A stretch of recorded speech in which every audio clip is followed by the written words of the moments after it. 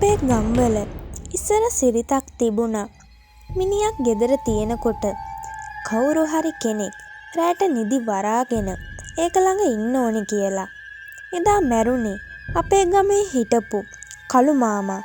මිනිහා මැරුණේ ගහකින් වැටිලා බෙල්ල කැඩිලා. එදා රෑ මිනිහා ගෙදර සාලේ තියලා තිබුණා.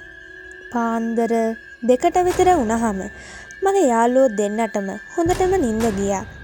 මම විතරක් තනියම සාලේ පුටුවක වාඩි වෙලා මිනිහ දිහා බලාගෙන හිටියා. මුළු ගමම නිශ්ශබ්දයි.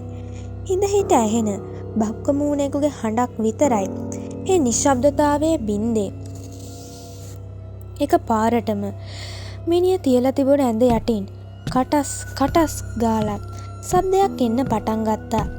හරියට බල්ලෙක් කටු හපනවා වගේ සද්දයක්. මම හිතුවා ගෙදර ඇති කරන බල්ලා වෙන්න ඇති කියලා. මම පාත් වෙලා ඇඳ යට බැලුවා. ඒත් ඇඳ යට කවුරුත් නැහැ. මම ආපහු කෙලින් වෙනකොට මගේ ඇඟ සීතල වෙලා ගියා. මිනිය වහලා තිබුණ සුදු රෙද්ද යටින් මිනිය දන හිස් දෙක හෙමින් හෙමින් උඩට එසවෙනවා. මැරුණ මිනිස්සේ කොහොමද දන හිස් නවන්නේ? මම බයෙන් ගැහෙන්න ගත්තා. එක පාරටම සාලේ තිබුණ මල් පහන නිවුණා. ඒ අඳුර අස්සේ මම දැක්කා කළු මාමාගේ මිනිය ඇඳ උඩ වාඩි වෙනවා. එයාගේ බෙල්ල කැඩිලා තිබුණ නිසා ඔළුව එක පැත්තකට ඇලවෙලා තිබුණේ. ඒ එල්ලුණු ඔළුව මගේ පැත්තට හරවන්න හදනකොට ඇටකටු කැඩෙන සද්දේ මට ඇහෙන්න පටන් ගත්තා.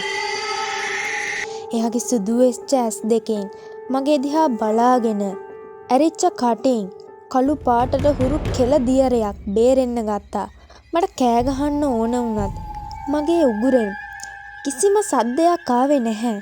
මේ මිනිය ඇඳෙන් බිමට බැස්සා.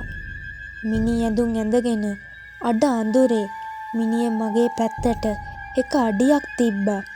ඒ වෙලාවේ මට දැනුනේ මලකුණක තියෙන දරා ගන්න බැරි කුණු ගඳක්.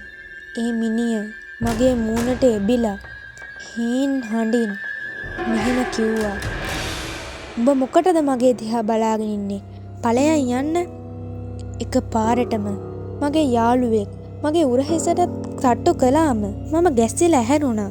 මම හිතුවේ ඒක හීනයක් කියලා. ඒත් මම මිනිය දිහා බලද්දි මිනිය තිබුණේ මම මුලින් දැක්ක විදිහට නෙමෙයි. මිනිය මගේ පැත්තට හැරිලා තිබුණා. වැඩිම බය හිතෙන දේ තමයි පහුවදා මිනිය පෙට්ටියකට දාන්න යනකොට මම වාඩි වෙලා හිටපු පුටුව ගාව බිම කළු පාට කෙල බින්දු වගේක් වැටිලා තිබුණා. කළු මාමා තාමත් ඒ ගෙදර සැරිසරනවා කියලා මුළු ගමම අදටත් විශ්වාස කරනවා. මේ ගැන ඔයාලගේ අදහස මොකක්ද? පහලින් කමෙන්ට් කරන්න යන්න.